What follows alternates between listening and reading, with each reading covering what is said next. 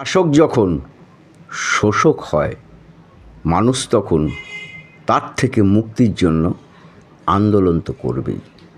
আর এই আন্দোলন যখন করবে, শাসক তখন বলবে তুমি দেশদ্রোহী। শাসক তখন বলবে তোমার পেছনে বিদেশির হাত আছে। জনসাধারণের মধ্যে একটা বিরূপ প্রতিক্রিয়া তোমার জন্য তৈরি করবে। এবং এটাই হচ্ছে যারা ফ্যাসিস্ট শক্তি, তাদের এটাই পদ্ধতি। এই পদ্ধতি হিটলারও ব্যবহার করতেন।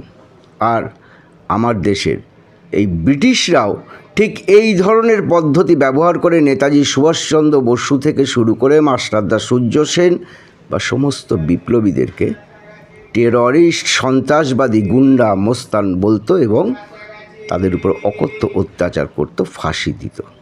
সেই ট্র্যাডিশন ভারতবর্ষে এখনও বজায় আছে।